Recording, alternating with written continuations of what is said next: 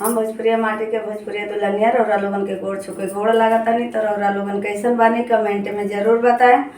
आज हम रौरा लोगन के बीचे में विदाई गीत लेके आयल बने और हमार जेके गौना गीत कहल जाला।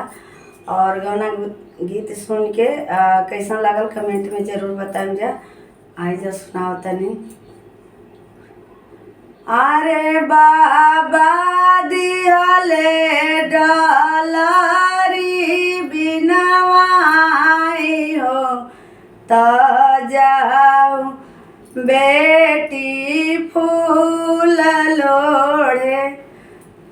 अरे बाबा दिहले डलारी बिनवाई हो त जाऊ बेटी फूल लोढ़े।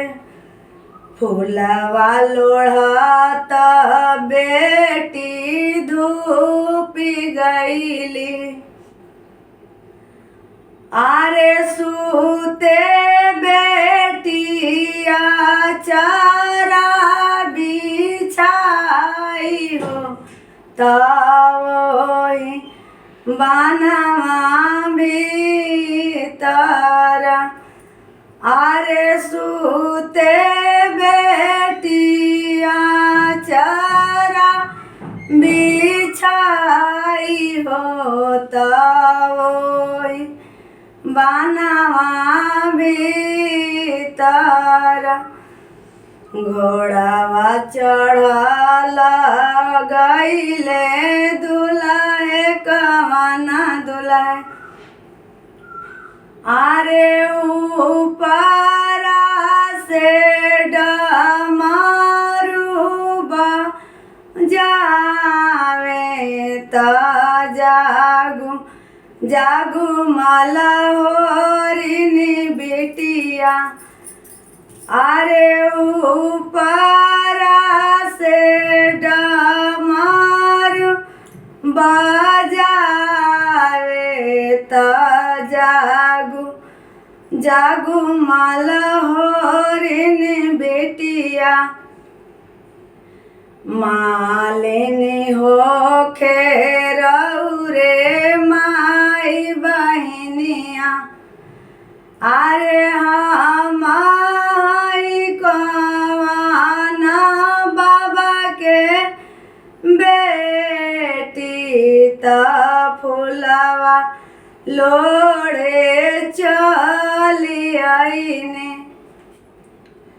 अरे हमाई कवना बाबा के बेटी त फूलवा लोढ़े चली आईने।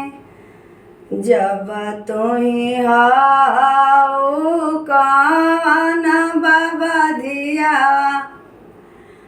अरे हमाई रामचंद्र जी के बेटा त तोहरे लोभवा चली आईने। अरे हमाई राजा राम जी के बेटा त तुहरे लोभवा चली आईने। जब तुही हाउ राम राजा बाबा पुतवा। अरे मोरे आगे पोथिया बिचारत बाई तुहके साच मनबो। अरे मोरे आगे बेदवा उचारत बाई तुहके साच मनबो। पोथिया जे छूटे सुबहवा काशी बनारस।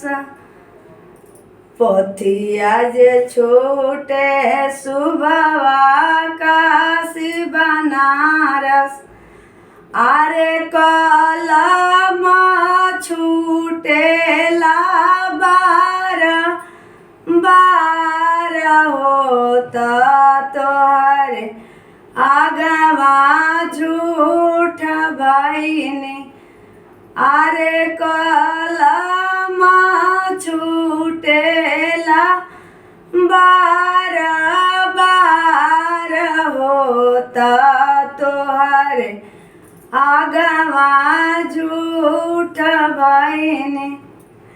हमार विवाह हमार गाना गीत कैसा लागल कमेंट में ज़रूर बताएं जा। फिर मिलम नेक्स्ट वीडियो में, तब तक के लिए रौरा लोगन के गोड़ छुके गोड़ लगता नहीं। Bye bye Tata.